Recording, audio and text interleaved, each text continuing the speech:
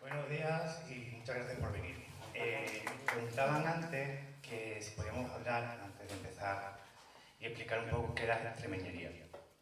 Bueno, Extremeñería es una asociación muy joven, llevamos un año constituido, y bueno, tenemos el foco de poner en valor las cosas que se hacen en Extremadura a nivel social, político, a nivel cultural, y tomar relevancia hasta llegar a sentirnos orgullosos de ello, ¿vale?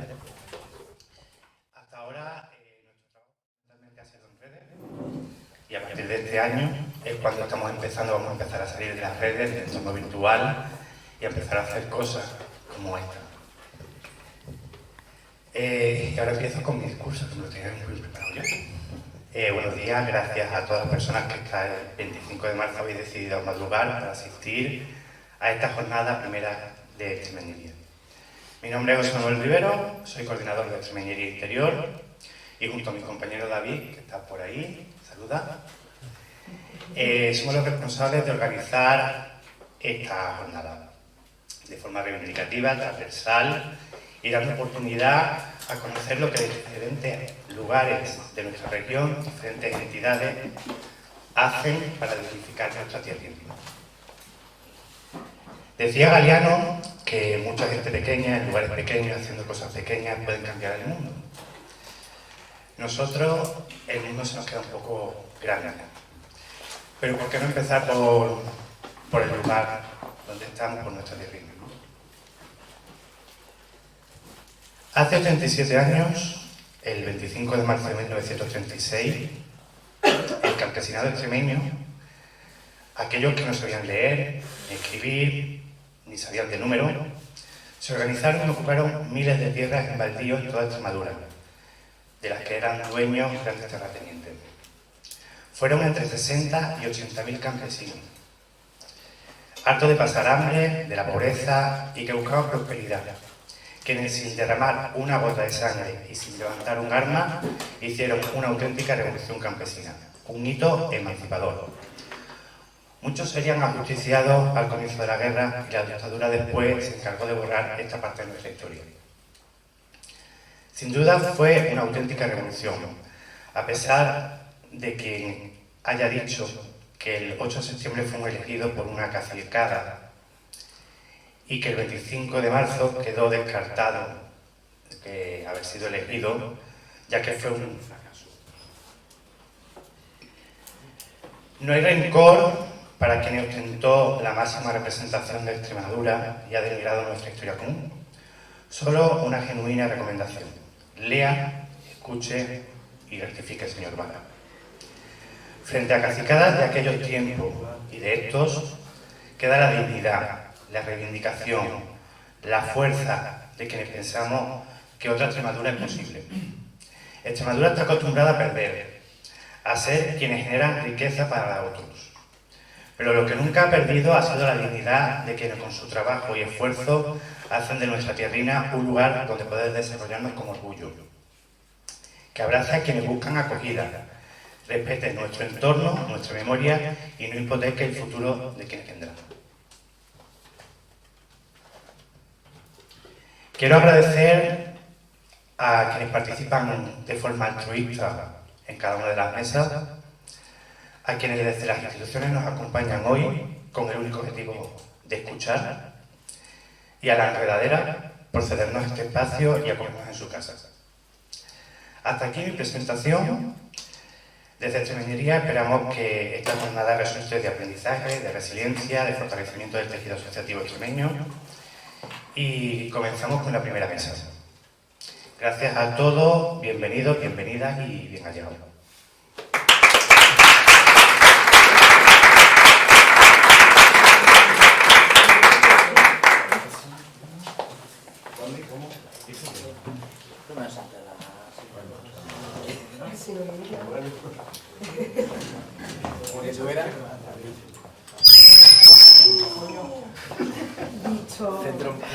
Perdonad. Creo que tenía reservado este banco, pero viendo que ha habido una baja, me voy a sentar con vuestro permiso en la sillita roja. Bueno, buenos días. Gracias de nuevo por estar aquí. esta mesa va a ser la que trate un poco desde una perspectiva política histórica. Vamos a hablar del 25 de marzo y también un poco sobre cómo se ha desarrollado la historia de Extremadura a lo largo del siglo XX y qué perspectivas tenemos de futuro. Nos acompaña Rubén Cuellar, presidente de Extremeñería, Daniel Gordo, de OSCEC, y Ángel Olmedo Alonso, que es de la Asociación de Recuperación de la Memoria Histórica de Extremadura. Como decía, estas jornadas extremeñistas, la primera que organiza Extremeñería, se han realizado con motivo del 25 de marzo. Entonces, la primera pregunta que os voy a lanzar es: ¿qué importancia tuvo el 25 de marzo y qué valoración podemos hacer de ella, de esos hechos actualmente? Sí, comienzo yo mismo. Muy bien, muchísimas gracias por la invitación para estar en esta primera jornada extremeñista.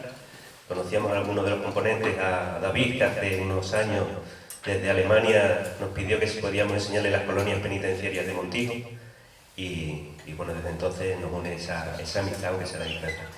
Bueno, una primera valoración fue un hecho muy importante y también desde el punto de vista histórico es una muestra más de cómo el franquismo puso en marcha un proceso sistemático de borrado de la memoria democrática y de la memoria de la Segunda República.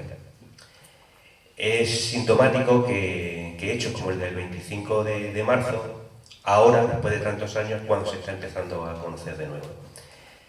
Tendríamos que retrotraernos a aquella época, la Segunda República, cuando llega, despierta en las masas trabajadoras, en las masas campesinas, un gran espíritu de lucha, de reivindicación, pero también de satisfacer esas necesidades. Tenemos que tener en cuenta que en aquella fecha el campesinado extremeño, los jornaleros extremeños, iban a las plazas de los pueblos a pedir trabajo y las condiciones de trabajo se negociaban sobre la marcha y cobraban los días que trabajaban, no había paro como existe hoy día. Entonces esta Segunda República, uno de los temas que tiene en su programa es la puesta en marcha de una reforma agraria que pueda entregar tierra a estos campesinos.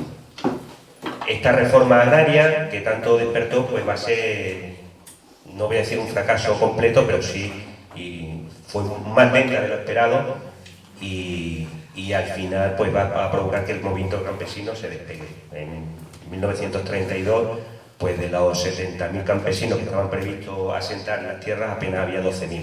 ¿Por qué? Por un lado, porque los terratenientes se opusieron. Por otro lado, porque la República no contaba con los medios económicos necesarios para expropiar e indemnizar a los terratenientes, que se indemnizaban, que no se hacía una expropiación sin contrapartida.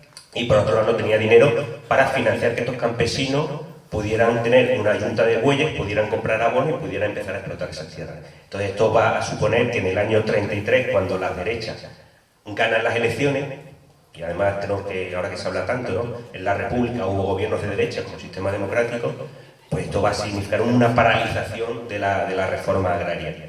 En el año 34 las condiciones del campesinado extremeño han empeorado, esos avances que se habían conseguido de legislación, de aumento de sueldo, vuelven hacia atrás y en el verano del 34 va a haber una huelga muy fuerte de campesinos extremeños y andaluces, sobre todo. Una huelga que empieza en el mes de verano, cuando se hacía la cosecha, que era cuando el campesinado tenía más capacidad de presión, y esto va a ser un fracaso, porque las fuerzas de orden público se empeñan, el gobierno de la derecha, junto con los gobernadores civiles, van a empezar a detener, a cerrar locales sociales, los sindicatos, los periódicos y a detener a miles de campesinos extremeños, con lo cual la huelga al final es un fracaso, ¿no? Y de aquí llegamos al 36, cuando se producen de nuevo las elecciones y con el triunfo del Frente Popular, estas masas campesinas que habían confiado en la labor del gobierno para entregar estas tierras, para poner en marcha esa reforma agraria, aquí hay un cambio de estrategia. Y el campesinado se ha dado cuenta que ellos son los que tienen verdaderamente el poder y que son los que tienen que obligar a las administraciones a poner en marcha esta reforma.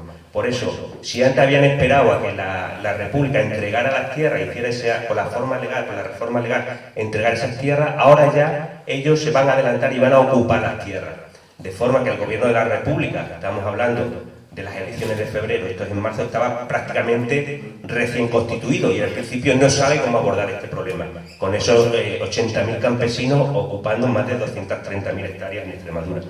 Incluso dentro del gobierno hay quien, como era habitual, se había hecho anteriormente, era partidario de enviar a la Guardia Civil para que estos campesinos fueran detenidos y se impidiera. Pero otra parte del gobierno dijo, esto sería una masacre porque el campesinado está mucho más organizado, viene de la experiencia fracasada del 34 y además estos que son nuestros votantes. Y lo que hace a partir de entonces empieza a legislar para que esas ocupaciones de tierra puedan ser entregadas a este campesinado. De aquí llegamos al golpe de Estado del 18 de julio, fijaos en qué pocos meses todas las cosas que suceden. Y el golpe de Estado lo que va a suponer va a ser sobre todo una contrarreforma agraria, por un lado devolver esas tierras a los terratenientes y por otro lado todos esos miles de campesinos, muchos de esos miles de campesinos que habían para las tierras son los que hoy día estamos buscando en las fosas comunes. Pueblo por pueblo tenemos documentado, estuvimos hace poco en Fuente de León en una fosa y coinciden los nombres de las personas asesinadas con aquellos que habían participado en estas ocupaciones de tierra. Venga, quizás me extendí un poco, pero quizás, como esta pregunta era con el tema histórico... Ha sido una exposición histórica estupenda. Rubén, Daniel, ¿qué valoración hacéis de los hechos? Y sobre todo también, si creéis que está suficientemente reconocido por las instituciones y conocido por él.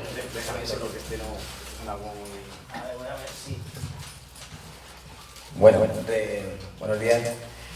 Reconocido por las instituciones, bueno, ya lo he comentado, ¿no? Y lo he comentado al principio, ¿no? Del reciente reconocimiento de esa cacicada, ¿no? Y la tranquilidad con la que lo dijo.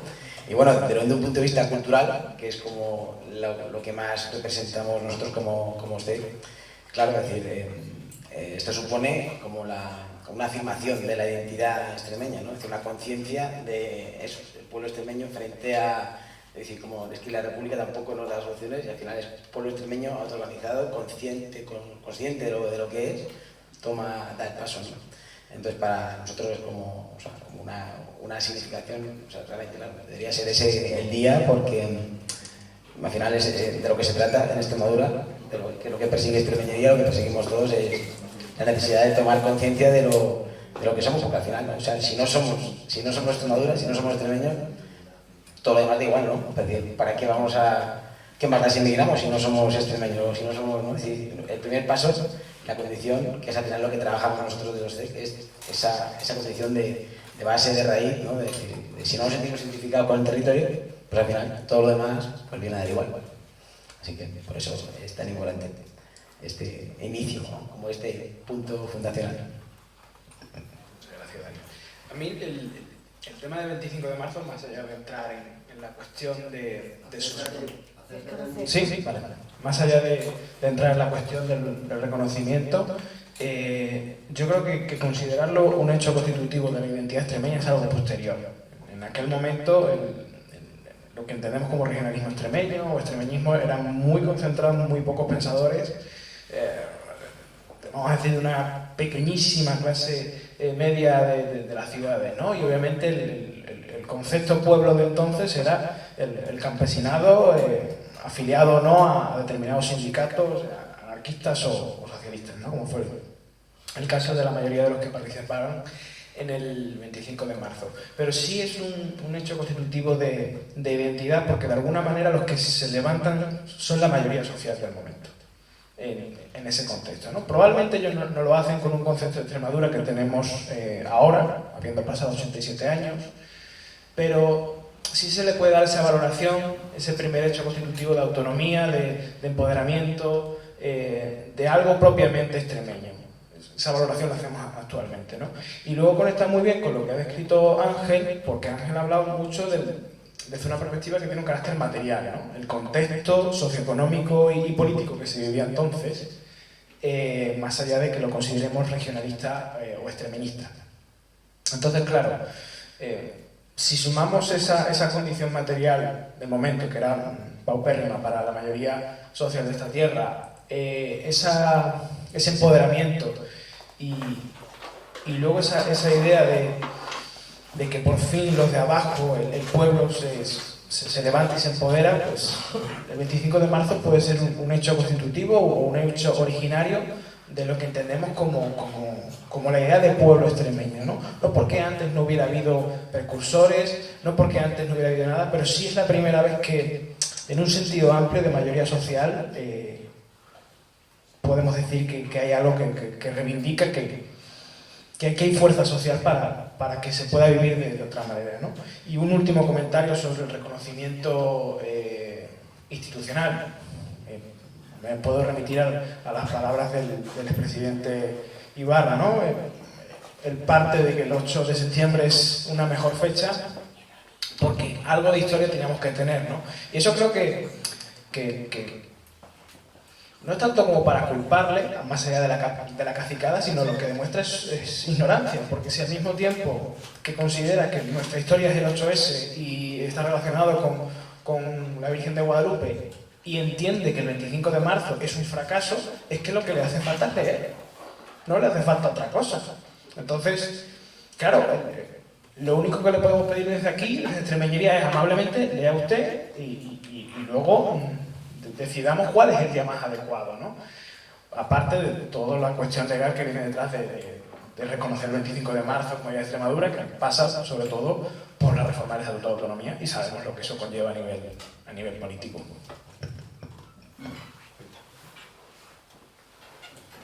Bueno, los comentarios de Ibarra no los voy a comentar yo, pero ya está todo dicho, ¿no? Ángel, estabas hablando antes de la represión que vino después de los hechos, ya durante el franquismo y durante la guerra civil, y nos estabas adelantando que las víctimas de esa represión estaban en parte relacionadas con los hechos del 25 de marzo. Entonces, quería preguntarte cómo de relacionado estaba, qué consecuencias tuvo para esas personas, esos jornaleros, y bueno, ¿cómo fue la represión de ellos? Pues tiene muchísimo que ver. Como decíamos, con la República es la primera vez que se empiezan a constituir ayuntamientos en los que gobiernan las izquierdas. Y esto suponía, pues, para las oligarquías locales que habían detentado siempre el poder, el cura, el médico y el alcalde, pues, junto con los terratenientes, eran los que habían dictaminado cómo tenía que ser el pueblo y la vida en el pueblo. Entonces, muchos de estos ayuntamientos, yo por ejemplo estudié aquí en Arroyo San Serván, que abrimos una fosa, y las primeras disposiciones que hay del alcalde es intentar buscar un acuerdo, unas bases de trabajo. Por primera vez se firman unas bases de trabajo en el que regula el trabajo y el salario de los jornaleros. Y cosas que hoy nos pueden parecer, pues, que se reconociera el derecho a parar y a fumarse un cigarro, o que sus hijos y las mujeres pudieran llevarle la comida al campo. El limitar la jornada laboral a determinadas horas, que se emplearan máquinas en determinados sectores o en determinado tiempo, y que hubiera unos jornales adecuados a las necesidades de la población.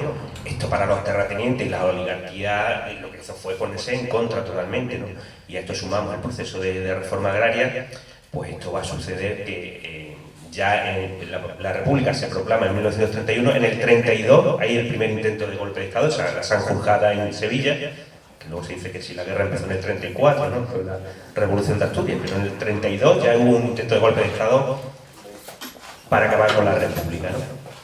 Y todo este proceso de organización que decíamos del campesinado, estas ocupaciones de tierra en realidad están documentadas desde mucho antes. Nosotros, por ejemplo, en la zona de Navalmoral de la Mata, ya la CNT en el año 32-33 había estado ocupando tierra, ¿no? Pero la del 36 va a ser la más masiva que hay y la que supone ese cambio de esa estrategia.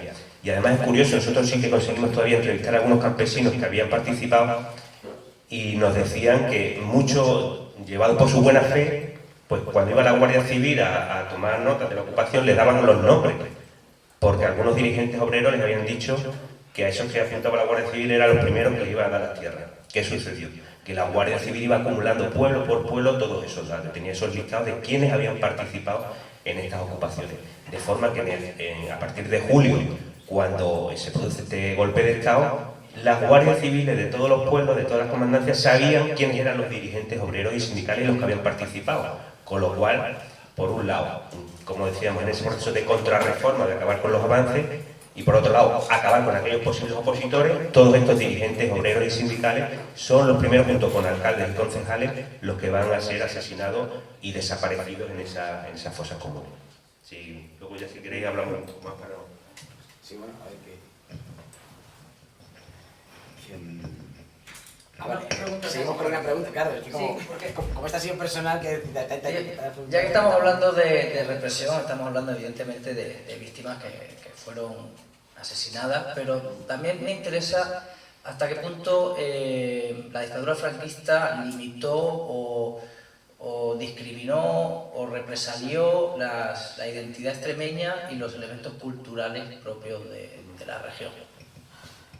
Sí, claro, que decir, este es un tema que como se ha quedado, ¿no? Decir, ya que es a lo que dedicamos nosotros, creo que está bien, ¿no? Es decir, abrir un tema. Es decir, tenemos claro que en el franquismo luego, es decir, reprimió también los usos lingüísticos en Extremadura, que pensamos en el catalán, pensamos en Galicia, en el País Vasco, pero bueno, tenemos documentado, estamos trabajando también en represión lingüística, que es el nombre que tiene, ¿no? Es decir, no nos gusta usarlo, ¿no? Mucha gente dice, no, aquí eso no ha pasado, eso suena como lejano, ¿no?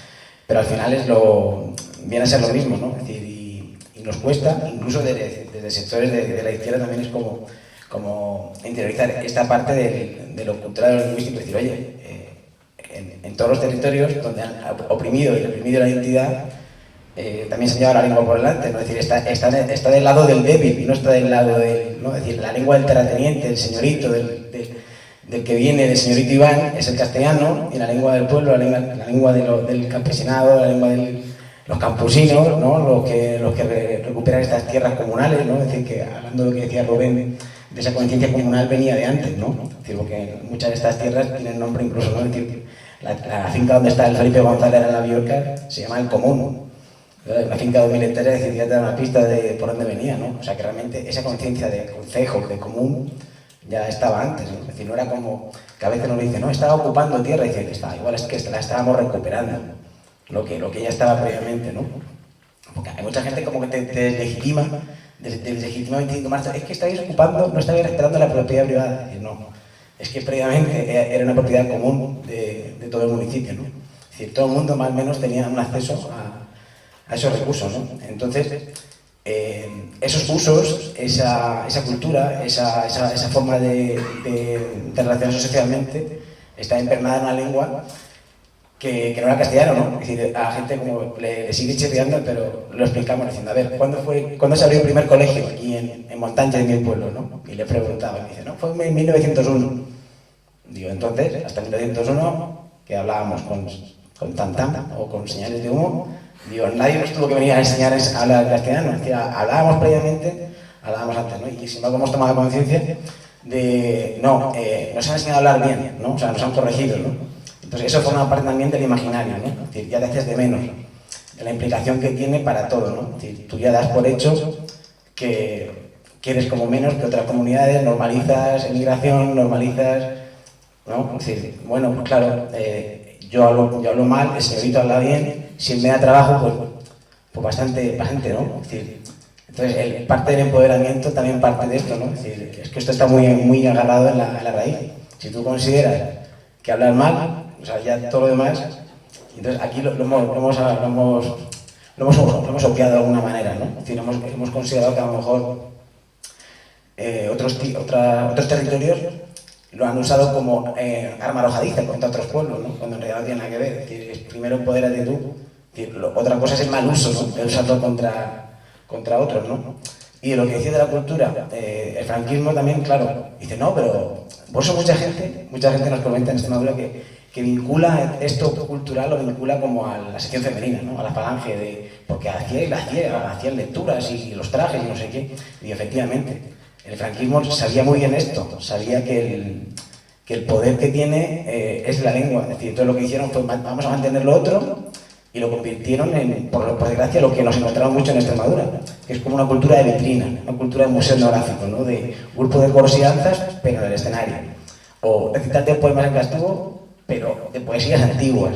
Es decir, no como algo empoderador, no como algo, es decir, ¿sabes? No como algo vivo, sino, y eso fue lo que fomentó, ¿no? Porque ya, lógicamente, el franquismo sabía que la lengua sí tiene un poder emancipador, ¿no? A la vista está en los territorios que realmente más... La figura de los conquistadores, tremendo. Eso es, ¿no? Es decir, las identidades extremeñas es el Cortés, Pizarro y leer poemas hasta la saciedad de Gabriel Galán y Chamizo, pero que nadie componga ningún poema nuevo, ¿no? O los que canten en extremeño, en Cedillo, por ejemplo, en portugués rayano, es decir, hasta el año 72 nos cortaban en Cedillo, es decir, sabían que era portugués y ni siquiera sabían que era hablar mal, ¿no? O sea, la Guardia Civil dice que canten, o sea, los que queréis cantar en portugués, a la era, ¿no? Es decir, prohibido hablar portugués aquí en Cedillo, cuando a 20 kilómetros es lengua oficial, ¿no?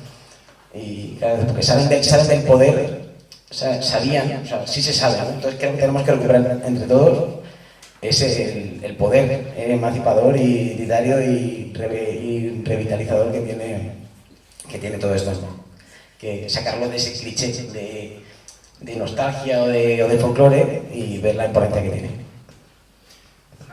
Yo no apunte porque Dani ya lo ha mencionado todo lo más importante. Yo creo que al final, durante el periodo franquista, la cultura se reduce a lo permitido. Lo permitido es lo que no empodera, ¿no? Entonces, en muchos pueblos de España, y lo digo en un sentido de identidad, no de municipio, se redució a una cuestión folclórica, ¿no? Y luego además hay una perspectiva a lo mejor que nos está faltando y creo que se nota, que es que además eran espacios muy feminizados. Es decir, las mujeres, nuestras madres, nuestras abuelas han contribuido enormemente en esos espacios que sí se permitía a preservar ese pozo de identidad que se nos permitía, que era el folclore, ¿no? A través de las asociaciones, a través de esos espacios comunes, a través de las costumbres que hemos tenido en nuestros pueblos, ahora sí, en referencia al municipio, ¿no? Entonces, esos pequeños apuntes son importantes. Y luego porque muchas veces también lo cultural es político. Entonces, si la cultura solo se ha reducido en los últimos años, perdón, en los años del franquismo a una cuestión solo folclórica, luego hay que hacer un trabajo enorme, que es lo que hacéis vosotros, o sea, muchas gracias por esa parte, a Dani y a usted, de recuperación y empoderamiento, ¿no? Y luego, parte de lo que entiende Extremeñería es que eso tiene que dar un salto también a nivel social, de fortaleza de tejido asociativo y por supuesto también a nivel político, ¿no? O como decía el historiador del Club Senior, Juan Pérez García, ¿no? Cómo transformamos ese regionalismo emocional, sentimental que todo el mundo tiene, sobre todo los que somos emigrados, en un arma social y política, ¿no? Bueno, pues aquí barro para mi casa y pienso que Extremeñería contribuye desde esa parte más social a reivindicar esa parte de identidad, ¿no? Y luego pues, lo hacemos aquí en conjunto con todos los que lleváis años trabajando en estos asuntos.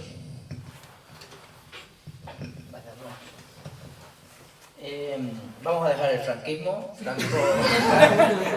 El dictador muere en el 75, en el 78 se proclama la Constitución y en el 83 se consagra la autonomía de Extremadura.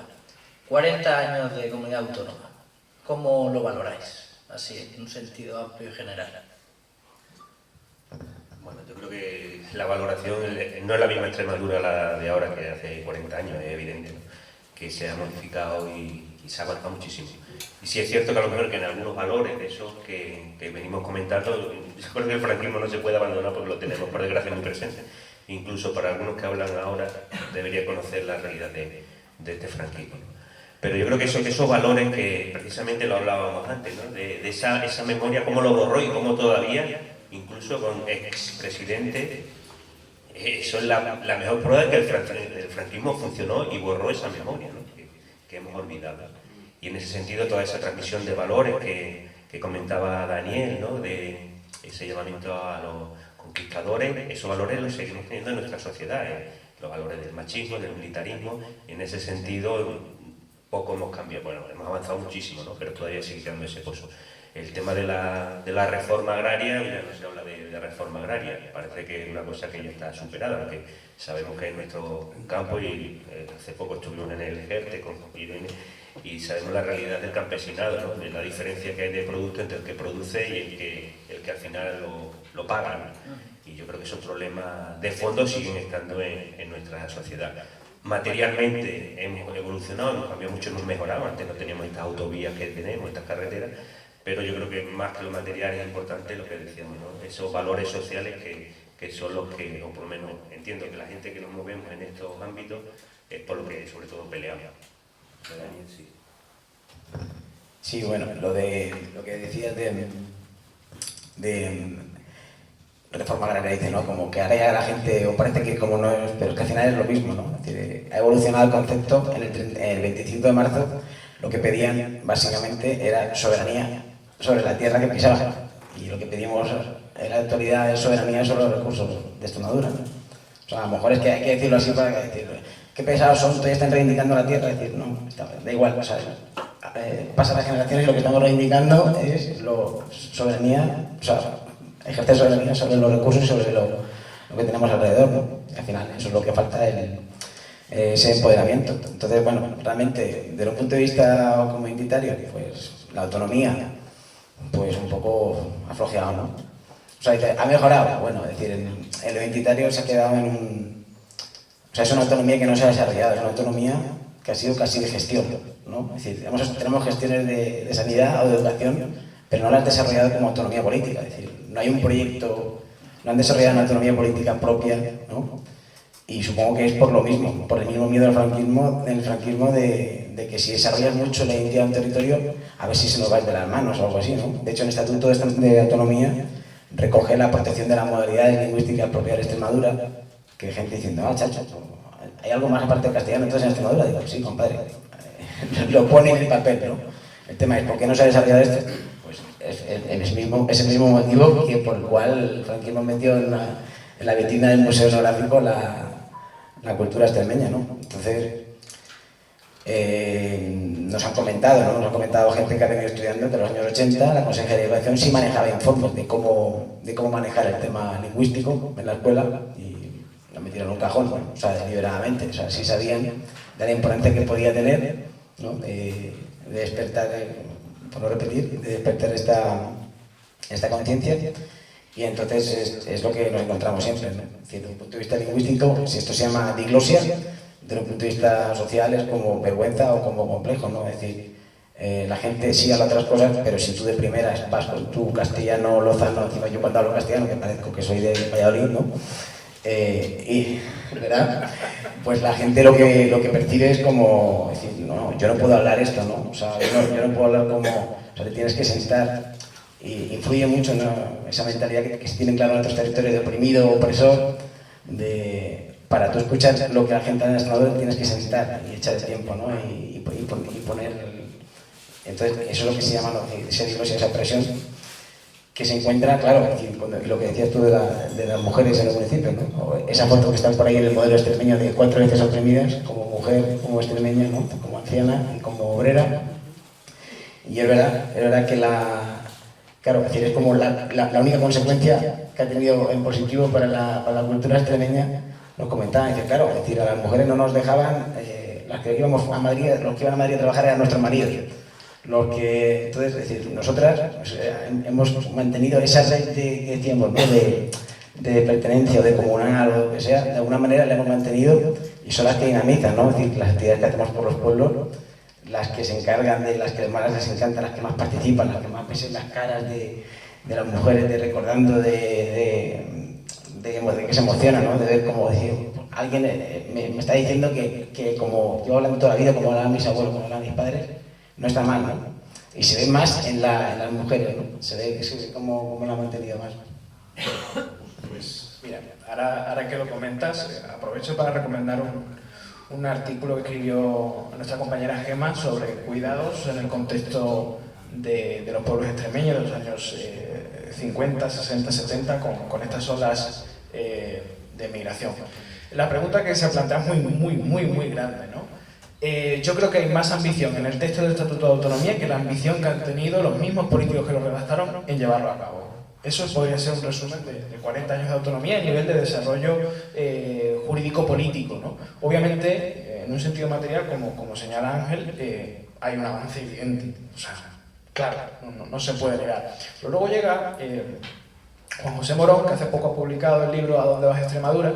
Un libro muy económico, y claro, él nos dice que en parte se podría decir que en Extremadura no ha cambiado nada, ¿no? Claro, esto hay que cogerlo con muchas pinzas, porque es lo que dice, que hay un avance económico y socioeconómico objetivo, pero que en términos de convergencia seguimos igual de distanciados, o más incluso, hace que lo apunte Daniel, que en el inicio de la autonomía, ¿no? Entonces, claro, ¿qué tanto ha cambiado, qué tanto no? Pues probablemente sí se ha avanzado objetivamente, pero a nivel de cómo nos acercamos a la media española en muchos aspectos, pues seguimos lejos, ¿no? Y luego está la cuestión del desarrollo político-jurídico o de la identidad, ¿no? Que da miedo. Extremadura da miedo, pues porque, primero, pensamos en lo que ha pasado en la última década en las nacionalidades periféricas, como es la catalana, por ejemplo, y claro, nos da miedo ese concepto de identidad. Y luego porque pensamos que las identidades son excluyentes siempre, ¿no? Como si en Extremadura la mayoría de los extremeños no se sintieran tan extremeños como españoles, o incluso más extremeños que españoles, ¿no? En función del estudio del CIS, que es donde viene esta pregunta, al que hagamos referencia, ¿no? Entonces, cerrando y volviendo al inicio, ha habido mucha más ambición en el texto que en la voluntad de llevarlo a cabo. ¿Eso qué significa? O, por ejemplo, ¿qué es lo que viene proponiendo Extremeñería? Materia de transporte. Es el último decálogo que publicamos, que trabaja aquí nuestro compañero Pepe especialmente y Víctor. Claro, una de las cosas que decimos es, coño, si hay una serie de líneas que están exclusivamente en nuestro territorio, podemos asumir esa competencia.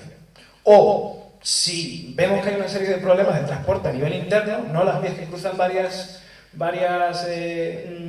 territorios, vamos a pedir esa competencia y vamos a desarrollar un sistema de cercanías, ¿no? Es decir, tenemos un texto y una constitución que lo permiten, pero no. Entonces, claro, da una sensación de infrautilización y parece que hay miedo constante, ¿no? Más allá del argumento económico. Hilando con lo que estabas diciendo del miedo, has dicho que por un lado hay como cierto miedo a desarrollar esa identidad cultural extremeña. Estamos a la vuelta, tenemos elecciones a la vuelta de la esquina y quiero preguntaros dos cuestiones, ¿no? La primera es si hay un sentimiento extremeñista que se está moviendo, si creéis que sí que lo hay o no lo hay, y si creéis que los partidos políticos que van a concurrir a las elecciones se comprometen con esa identidad. Bueno, es complicado. No sé, yo es que además no soy nada nacionalista, es más la vieja tradición obrera del internacionalismo, ¿no? Entonces, bueno, entiendo que la identidad del ser extremeño es una parte de nuestra cultura y que como tal tenemos que conocerla y trasladarla, pero me da cierto miedo el que eso se lleve, o que alguien coja la bandera y diga nosotros somos los de la verdad y los otros son los que están equivocados.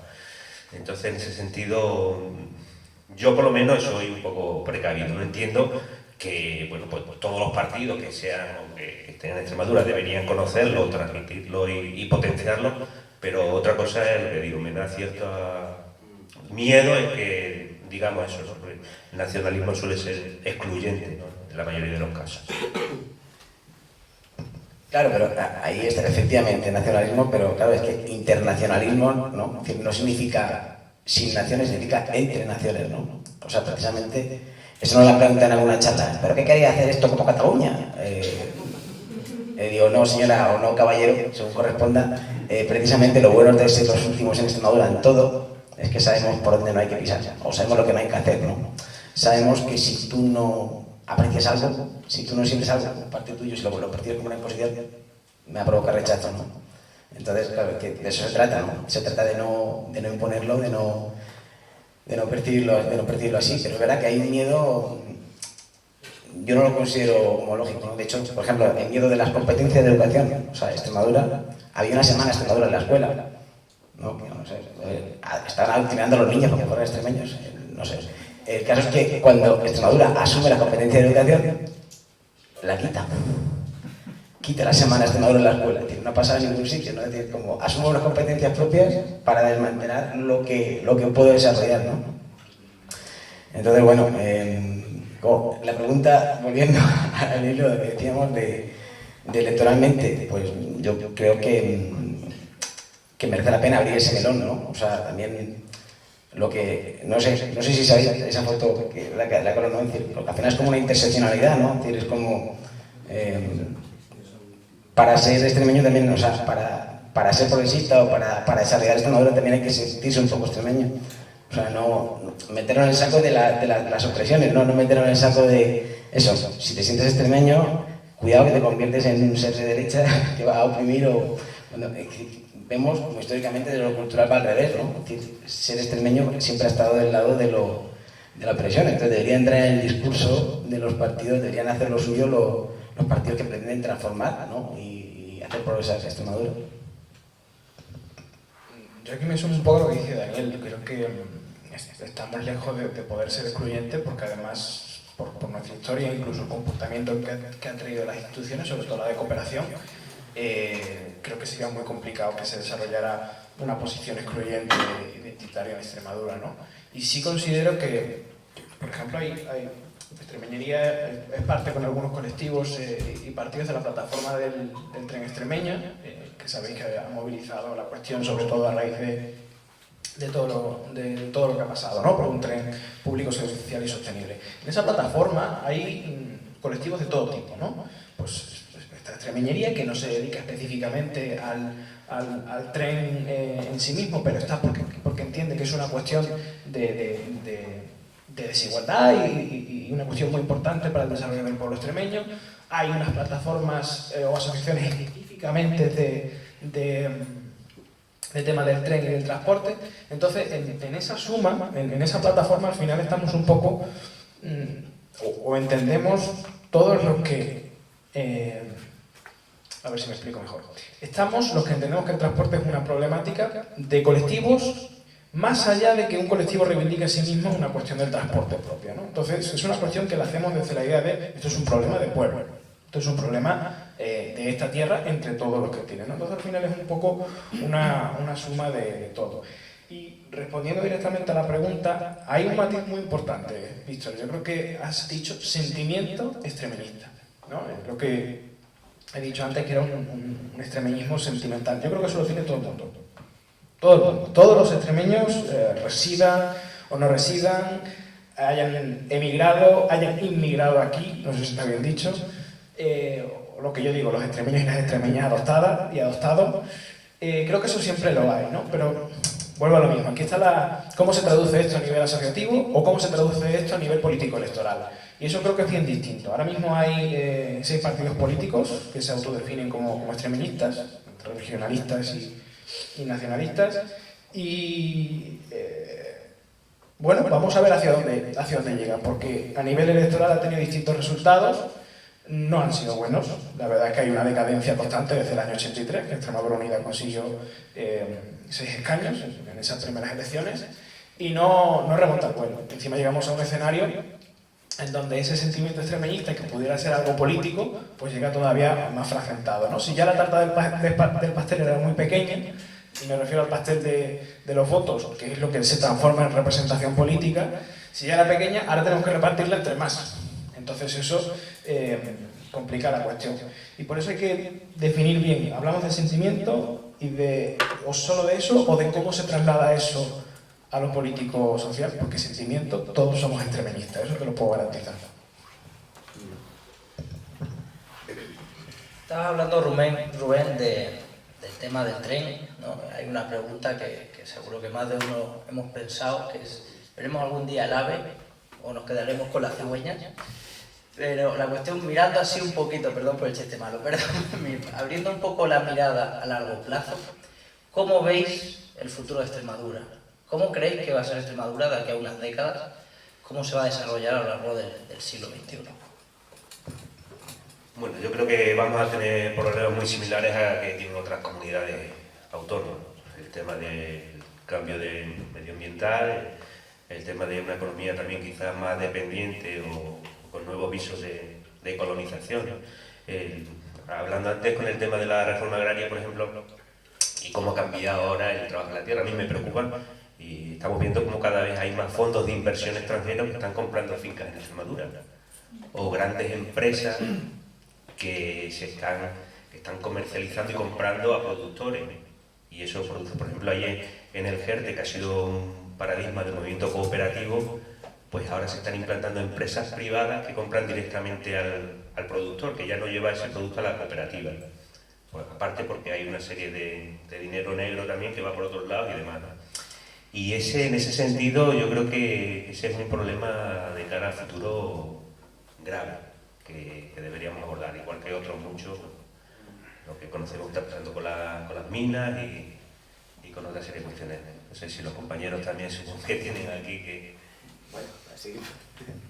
Bueno, yo siguiendo ¿no? como hilando todo, es decir, al final es esto, ¿no? Si no hay conciencia, o sea, si no hay una conciencia de pertenencia, pues todo lo demás da igual, ¿no? O sea, si no nos sentimos interpelados o vinculados al territorio de Extremadura, pues da igual el futuro, ¿no? Emigramos todos a Madrid y fin de la historia. Y que pongan alicate en todo esto y no, claro, si la identidad extremeña o los sentís extremeño da igual, pues entonces ya está, ¿no? Vamos donde haya trabajo y fin de la película, ¿no? Y ya está, ¿no? Entonces el futuro pues pasa eso, por tomar esa conciencia, porque al final esto es, por ejemplo, o sea, nosotros como también lo estudiamos una vez desde el caso de Irlanda, ¿no?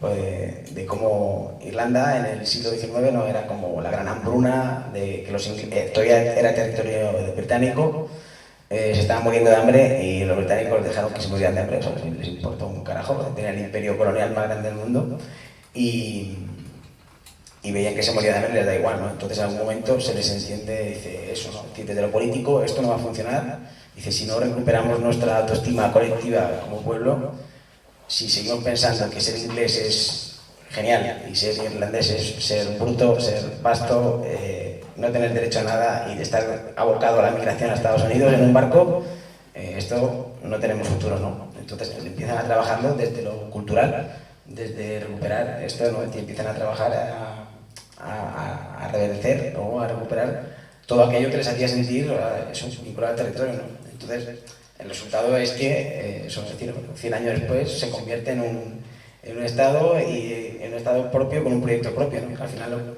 volviendo un poco a lo que está diciendo antes de la autonomía, es que es lo que falta. O sea, es eso, es una autonomía sin un proyecto propio para el territorio de Extremadura, que realmente no es una autonomía, no voy a decir autonomía fallida, no, eso te lo dejo a ti. No. Vale.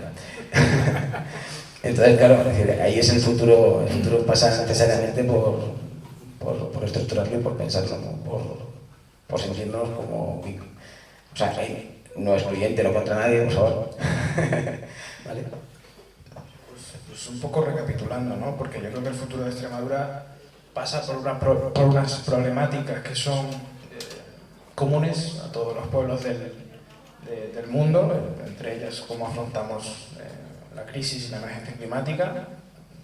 Ya sabemos cómo son los veranos, ya sabemos que venimos, por ejemplo, de este otoño de una tromba tremenda de agua, ¿no? Algún catedrático por ahí decía que claro, ¿cómo nos atrevíamos a decir que había un problema climático si llovía, ¿no?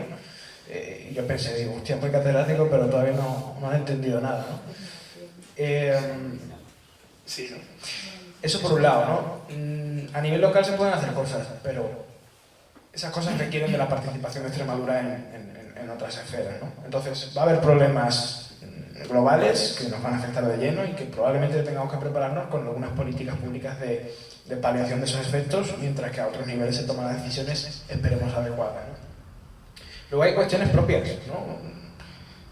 ¿Cómo se gestiona la tierra en Extremadura? Hemos pasado de un problema de reparto de la tierra hace, pues eso, 87 años a ahora cómo ese reparto se está haciendo de una manera que tiende a estar al servicio de aquella gente que, bueno, no son los mismos, pero que podrían llegar incluso a saquear igual Extremadura de lo que se hizo hace unos cuantos años, ¿no? Y parece que con distinto marco a veces la historia se repite, no porque vaya en círculo, sino porque va en espiral, que no es lo mismo. Entonces da esa sensación de repetición.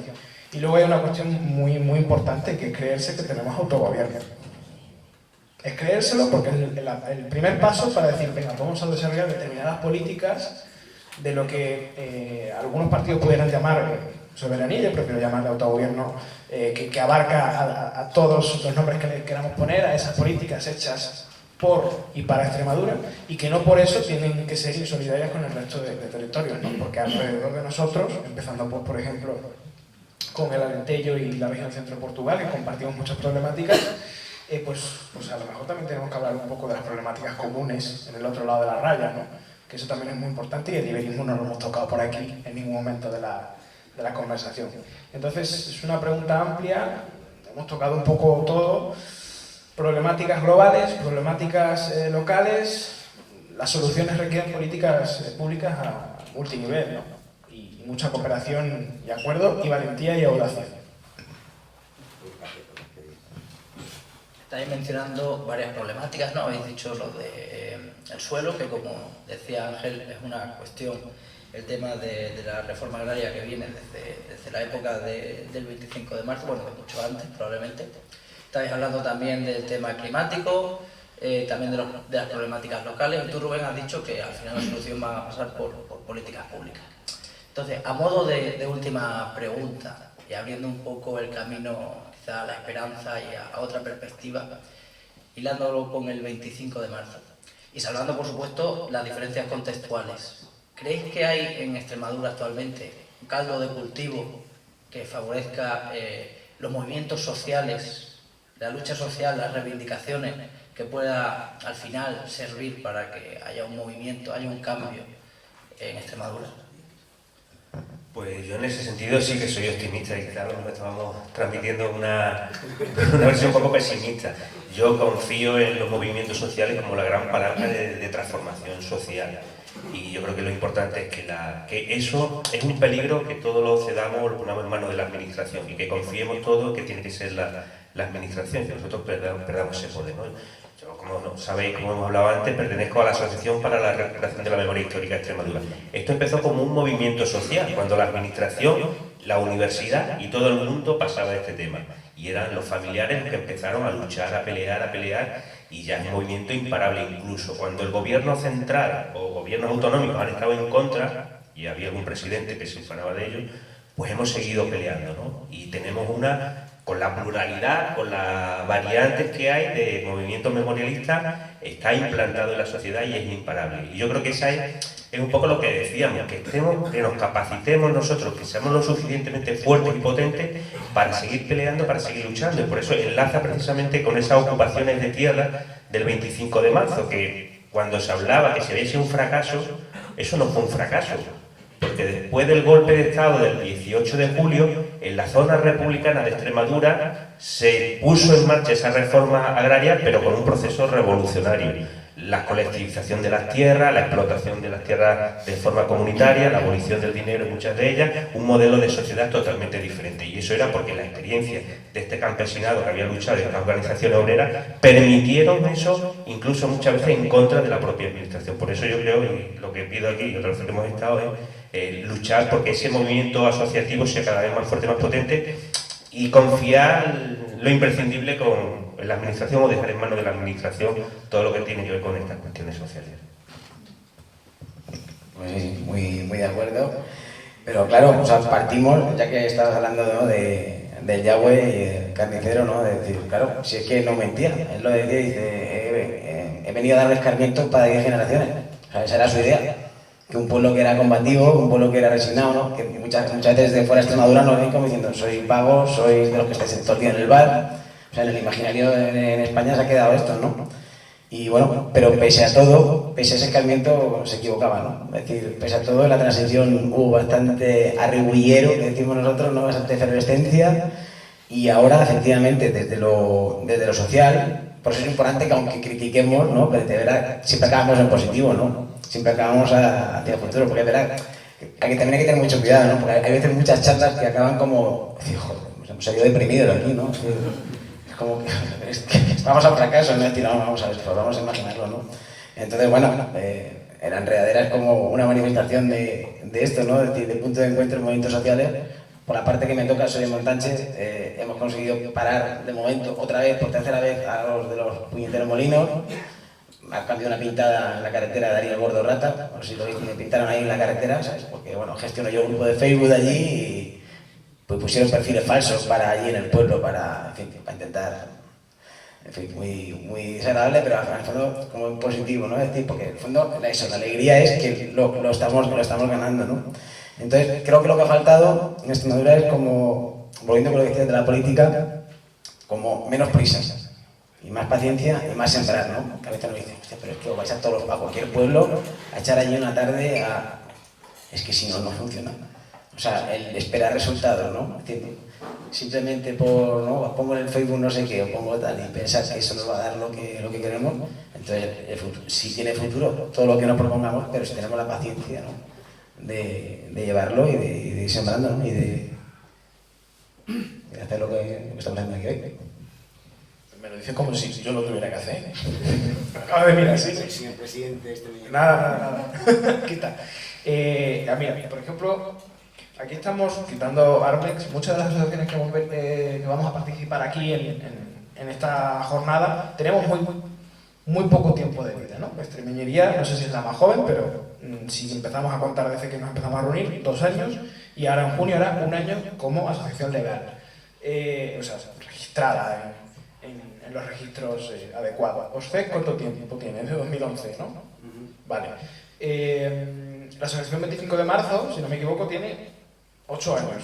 Que alguien me corrija si me equivoco. Es decir, en la última década estamos viendo como que van surgiendo cada vez más colectivos, plataformas, y por supuesto, si me tengo que acordar de todas las plataformas que estamos, o colectivos que estamos en la plataforma del tren, que tienen incluso el mismo tiempo, es decir, que están ubicados en esta década, del 2010 al 2020, y sumando el 23, pues yo creo que hay algo positivo. Ya no es una cuestión de tener optimismo, esperanza, ¿no? Es que hay un hecho de que en Extremadura van surgiendo desde distintos lados, más allá de lo cultural o de lo folclórico, ya el asociacionismo no se basa solo en eso, sino que empiezan a reivindicar cuestiones sociales, cuestiones relativas al trabajo, cuestiones relativas a la identidad, cuestiones relativas a distintos aspectos, ¿no? Entonces, lo primero, tranquilidad, es un hecho de que se va desarrollando un tejido asociativo fuerte. ¿Qué ocurre? Que si venimos de un contexto no solo de cómo estaba el tejido asociativo en el año 87, a quién pertenecían las asociaciones, pues evidentemente a la pequeñísima clase media que podría haber en Extremadura. Pasamos por 40 años y lo digo con ironía y con cabreo, ¿no? de nacionalcatolicismo bien hecho, pues claro, luego cuesta recuperar durante muchas décadas ese tejido. Pero lo que tenemos aquí, todos los colectivos que estamos y los que participamos, o los que van a Valdecín hoy, que desde aquí le mando un abrazo a la Asociación 25 de marzo, creo que es un hecho de que vamos mejorando. Es decir, hay base para el optimismo y por supuesto tenemos que seguir siendo optimistas porque creo que fue ayer el presidente Guillermo Fernández Vara decía, yo discrepaba con esa afirmación, que claro, que había que votar, había que dejar gobernar y había que dejar gobernar. Entonces yo pienso, pero claro, si la democracia es cada 4 años, si tenemos que dejar a quienes hemos votado que gobierne según quiera, es una democracia un poco reducida, ¿no? Es una democracia pues de partido. Y yo creo que ese es el error que todavía persiste en algunas élites políticas de Extremadura. Me parece que la democracia es cada 4 años y ya nosotros nos tenemos que ir a casa y no decir nada. Bueno, pues la democracia se hace en espacios como la Enredadera, y permíteme ser un poco pelota, Raúl, o en otros espacios asociativos de otras ciudades y pueblos de Extremadura. Entonces, el sentido democrático que vamos teniendo en Extremadura, hay lugar para el optimismo y hay esperanza porque cada vez somos más en distintos aspectos empujando porque esta tierra vaya mejor, eso sin duda. Bueno, pues creo que podemos concluir con esa idea optimista de que el movimiento social en Extremadura está creciendo. Probablemente tenemos un ejemplo inspirador en el 25 de marzo. Así que Rubén, Daniel, Ángel, muchas gracias por vuestra participación en esta primera charla. Podemos proceder ya al desayuno. Por supuesto, sí. Antes del desayuno. ¿Alguien tiene alguna pregunta? Sí, yo. No era tuya. Tenemos que esperar un poquito más para desayunar. Bueno, que creemos que este espacio sea para todo el mundo, que quien quiera participar y quiera hacer preguntas o quiera también hablar desde su experiencia, sea en los partidos políticos o sea desde asociaciones o simplemente desde la sociedad civil, puede hacer cualquier pregunta en cualquier momento, ¿vale? Y yo me estaba acordando con lo que estáis contando de lo que dijo el otro día en la moción de censura Yolanda Díaz, de que tenemos en España la Constitución, ¿no? Que sabemos quiénes son los padres de la Constitución, pero por desgracia no conocemos las madres de la Constitución, ¿no? Y eso me hace pensar si conocemos las madres de la autonomía de Extremadura y si vosotros tenéis conocimiento de si hubo mujeres que desde los espacios invisibles siempre estuvieron ahí dando algún apoyo o tuvieron su contribución. Pero no te hice una pregunta demasiado difícil, no lo sé si tenéis conocimiento de ello, pero no sé, me estaba acordando de ello. Una por el micrófono. A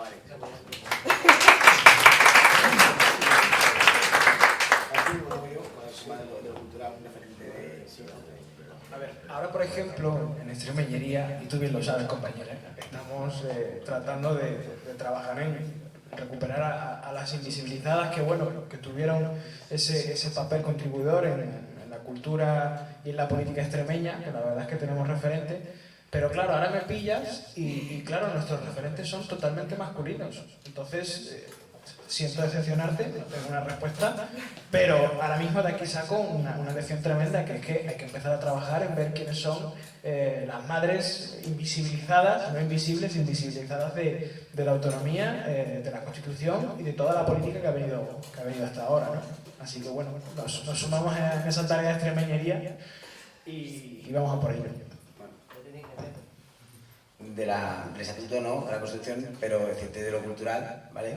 Desde como autobombo, vale, bien, dale. No, desde usted, bueno, en Galicia, que es como, bueno, que como una referencia, como un camino a seguir. En Galicia se celebra el Día de la Letra Gallega, el Día de las Letras Galegas, y se celebra con motivo de la publicación de Rosalía de Castro de Cantares Galegos, como la obra maestra de la literatura gallega. Y desde OSTEC, desde el 2020, hemos puesto en marcha también el Día de la Letra Extremeña, y las dos ediciones que van hasta ahora han estado dedicadas a dos mujeres que han fallecido precisamente, o sea, en el 2020 a Elisa Herrero de Ceclavín y en el 2021 a Luisa Durán de Logrosán.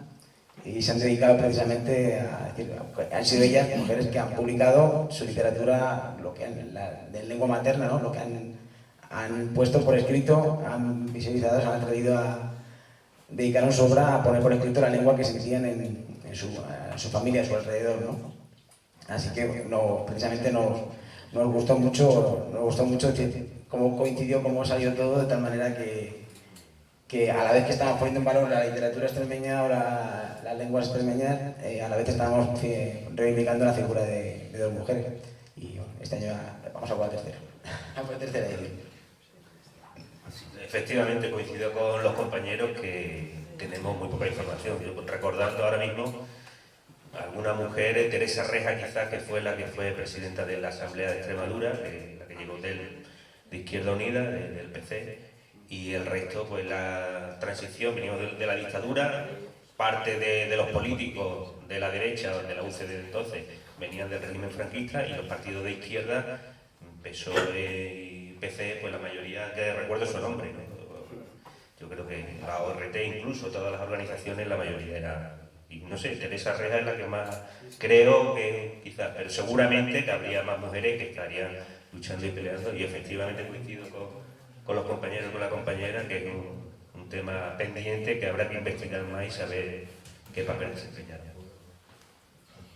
Seguimos con las preguntas. Si alguien aquí lo sabe, miro sobre todo a vosotras, si lo podéis contar, porque de verdad me quedo con la duda. Si alguien más tiene una pregunta, que levante la mano. Sí. Vale, bueno, buenos días, compañeras y compañeros, y muchas gracias por las intervenciones. Yo quería invitar también a una reflexión un poco crítica desde la izquierda también sobre el 25 de marzo, ¿no? Porque leyendo muchos de los debates que se dieron en el 83, por ejemplo, sobre qué día, ¿no?, sería mejor para celebrar la fiesta oficial de la comunidad autónoma, no se propuso el 25 de marzo en ningún caso, ¿no? O sea, la izquierda extremeña proponía en aquel momento el 14 de agosto, que fue la fecha de la matanza de Badajoz, otros sectores proponían el 21 de mayo, que fue el de la constitución de la primera Asamblea de Extremadura, pero no aparece, o al menos que yo lo haya encontrado, y por supuesto alguien puede corregirme y puede aportarme la información, una propuesta que dijese que tendría que ser el 25 de marzo, ¿no? Y creo que eso nos puede también ayudar a reflexionar y a identificar que efectivamente esa colonización del pensamiento que ha habido en esta tierra también ha llevado a la izquierda y que creo que hace falta también trabajarla, ¿no? Y rescato un poco lo que decía Dani, o sea, yo creo que para transformar hay que comprender y para comprender hay que conocer, ¿no? Y muchas veces la izquierda también en esta tierra conocía más un mito pues muy importante, como hubo otros en ese tiempo, ¿no? En los años 30, pues puede ser la Revolución de Octubre en Asturias o pueden ser otros, pero conocía muy poco de lo que ocurría aquí, ¿no? Entonces mi pregunta es, ¿por qué creéis vosotros que no aparecieron, es una pregunta complicada, entre esas tres fechas, ¿no? El 25 de marzo en aquel momento, ¿no? En aquel debate sobre la fiesta, y si apareció el 14 de agosto, que eso sí hubiese sido celebrar una matanza, o sea, o ponerle el Día de la Comunidad a un hecho de tremenda represión, y no el 25 de marzo, que yo creo que fue un hito extremeñista, y no como algo excluyente, sino como una toma de conciencia de la autoorganización y del poder colectivo que tuvo el pueblo extremeño, ¿no? Entonces yo creo que también hay que reflexionar desde ese lado, porque a mí personalmente siempre me ha llamado mucho la atención que se propusiese por parte de la izquierda extremeña, el PC, por ejemplo, el 14 de agosto, pero no el 25 de marzo. Gracias.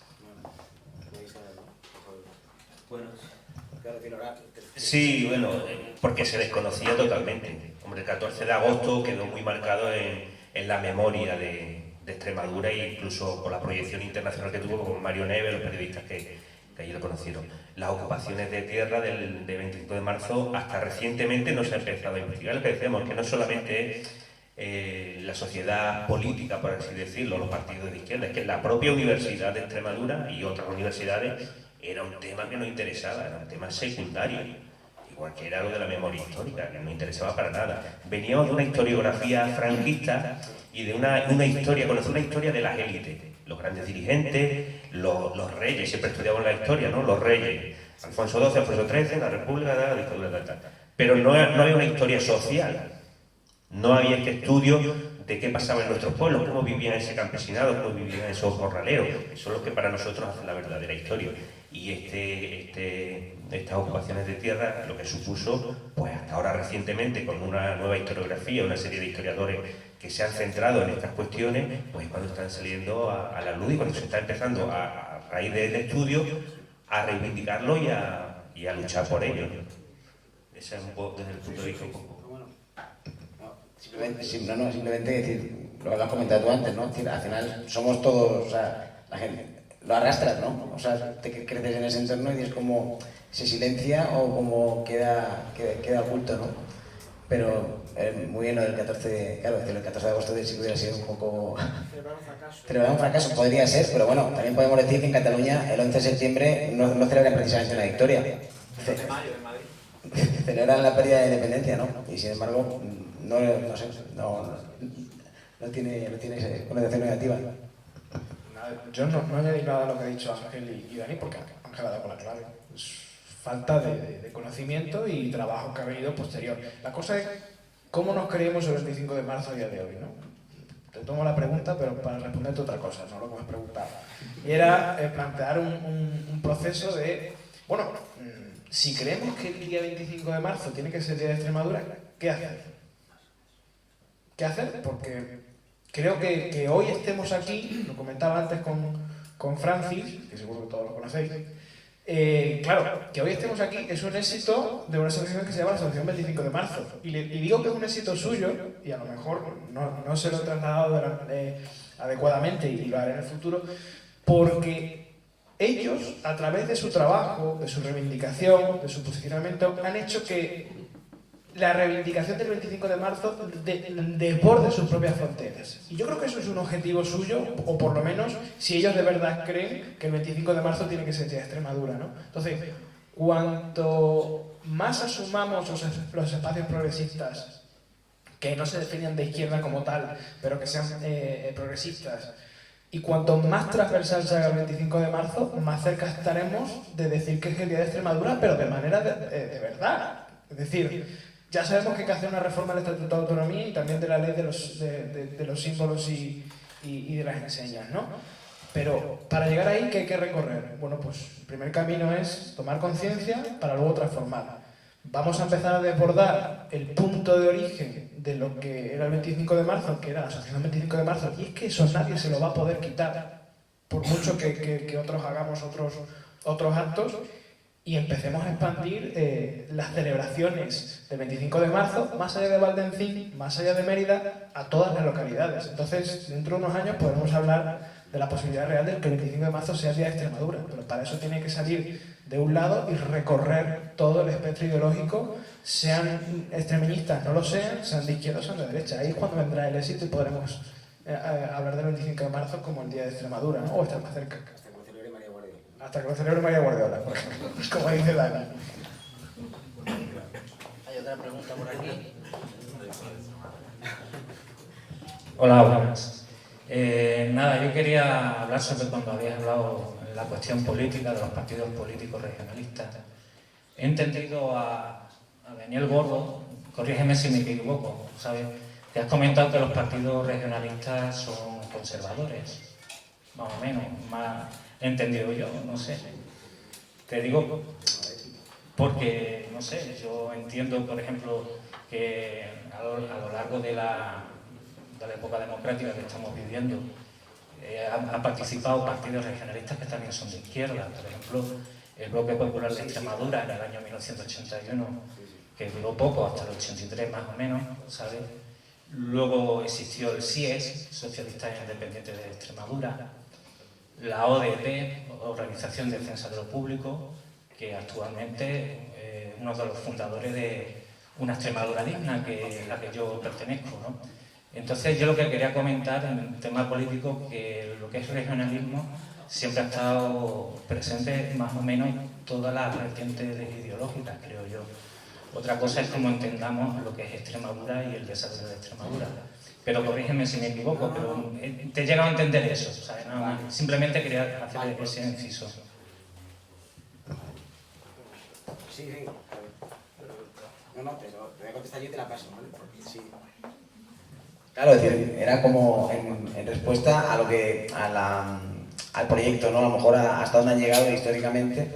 Y seguramente quería decir, me lo ha dicho Rubén mejor, que es un gran comunicador político, ¿no? Que es decir, lo que ha dicho, es decir, de la audacia o de la valentía, ¿no? De que a lo mejor si lo tenías en la mente, o sea, evidentemente, ¿no? Es decir, ORT o evidentemente Martín Galindo del Bloque Popular Extremista, de luego tenía los planteamientos que los leo ahora y digo, estos son los míos, ¿no? Lo puedo decir, pero claro, es decir, eso, ¿no? La valentía, la audacia, la capacidad para verlo desarrollado, para que hubieran dejado más huella en el camino.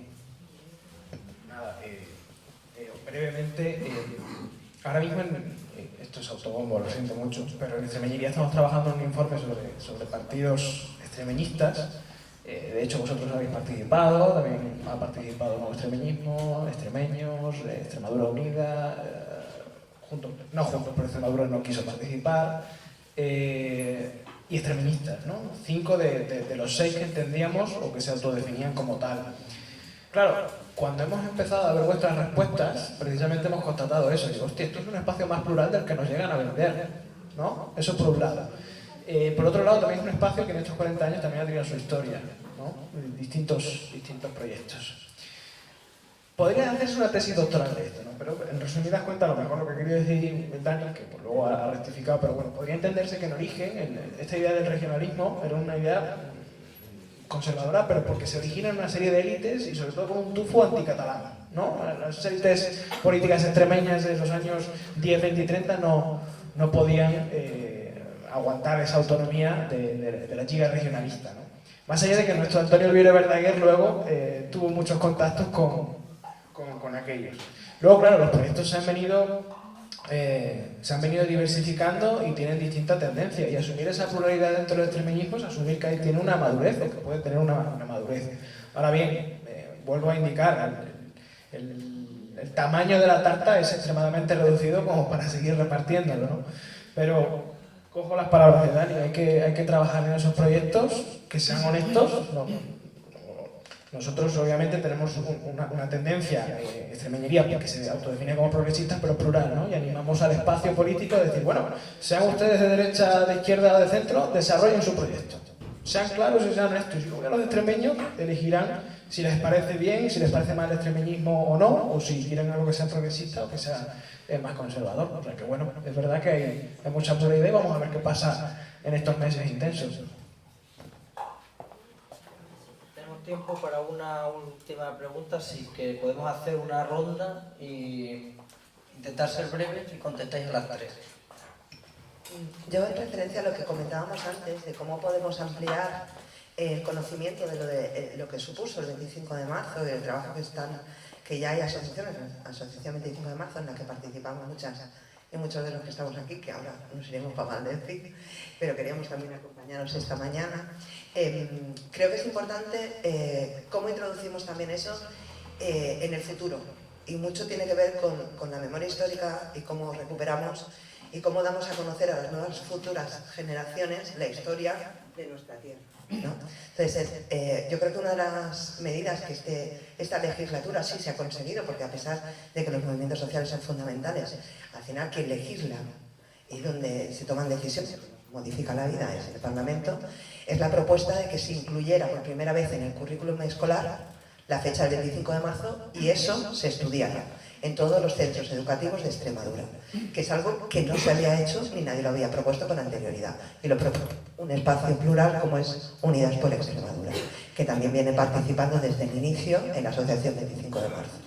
Yo sigo pensando que poner en valor todo lo que tiene que ver con Extremadura es fundamental, y para eso no tenemos que compararnos excesivamente con ninguna otra autonomía. Porque cuando entramos me suena muy a Ibarra, cuando mencionamos de forma constante en el debate a Cataluña, porque quien tiene un sistema fiscal distinto es Euskadi y Navarra, que tiene una lengua propia, hay más comunidades que las tienen. Entonces, si volvemos a utilizar el método de compararnos con otras autonomías, yo creo que no ponemos en valor lo que nosotras mismas representamos. Y lo digo como catalana, extremeña adoptada e hija de extremeños.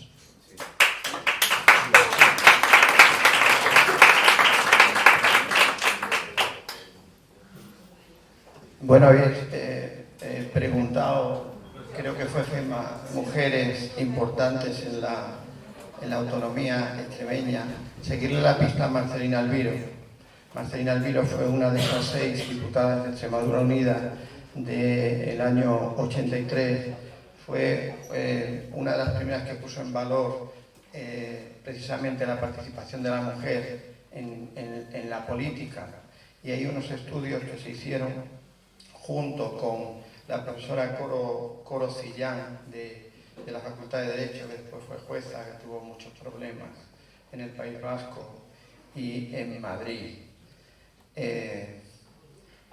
Nosotros, como yo vengo del Partido Regionalista Extremeño del PRES desde el año 90-91, retrotraemos lo que es la primera génesis del regionalismo extremeño en el año 1653, que es cuando Extremadura como uniprovincialidad adquiere voto en Cortes.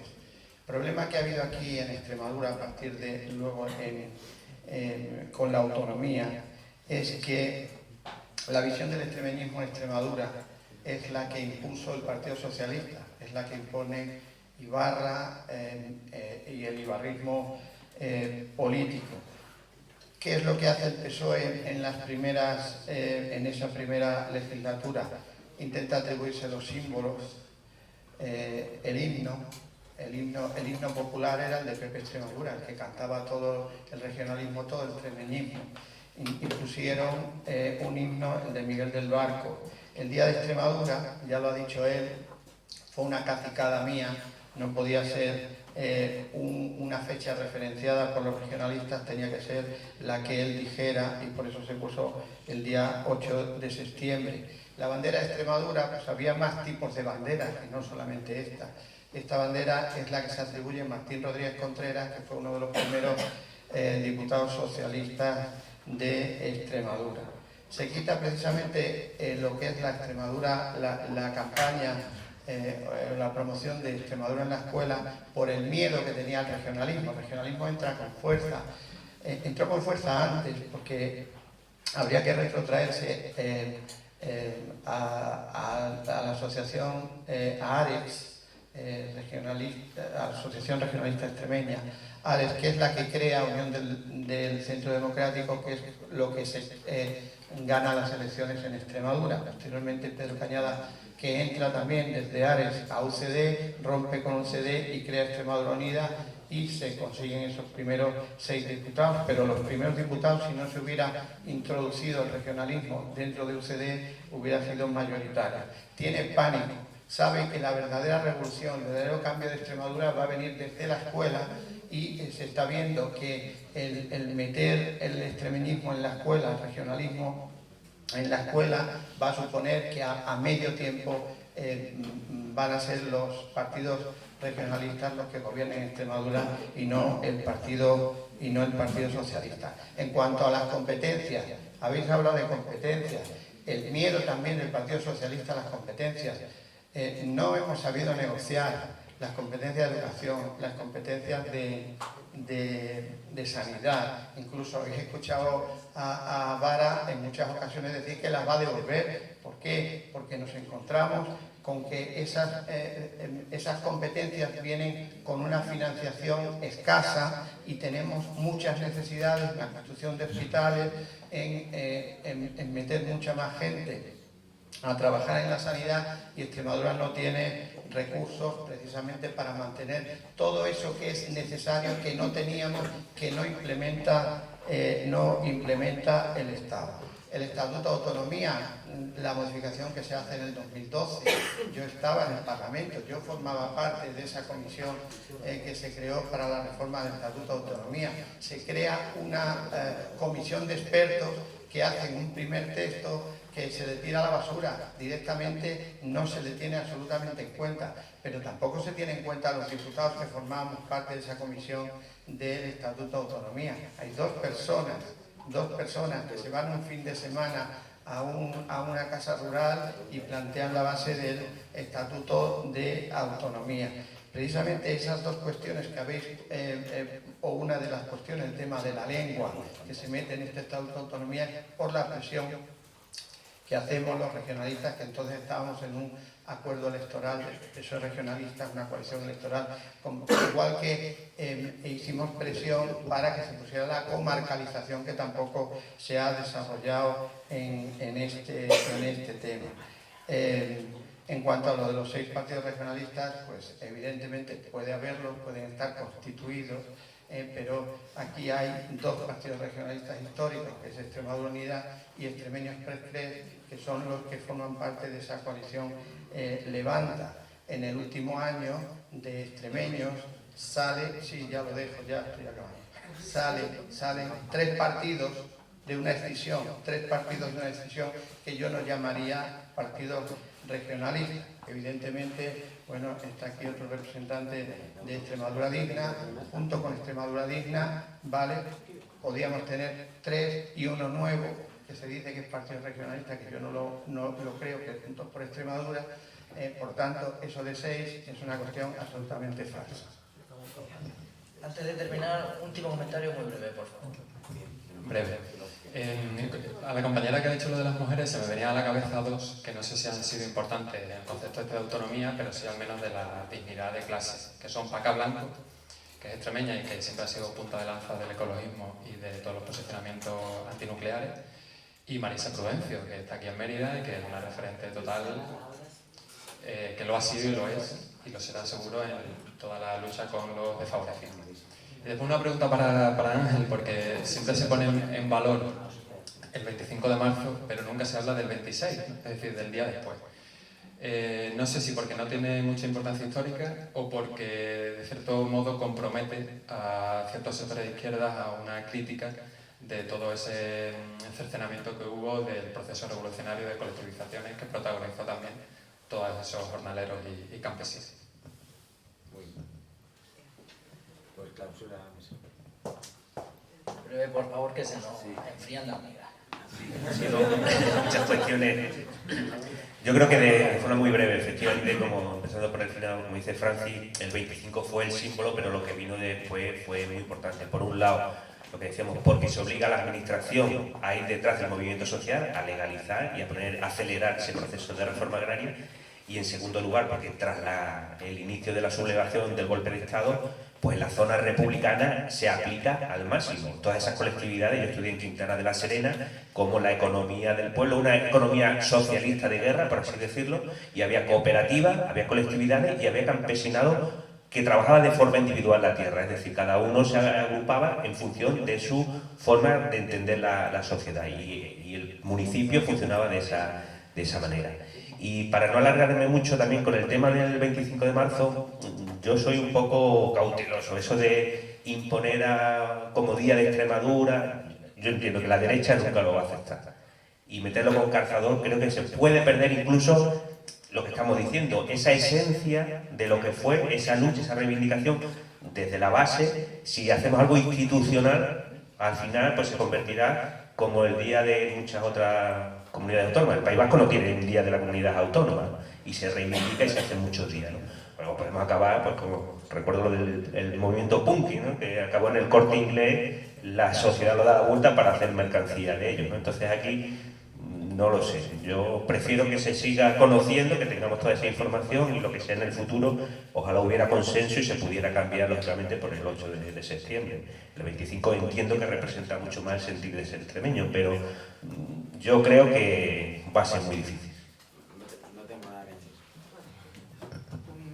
Un último apunte, bueno, gracias a los comentarios de la compañera del 25 de marzo. Yo creo que la clave está ahí.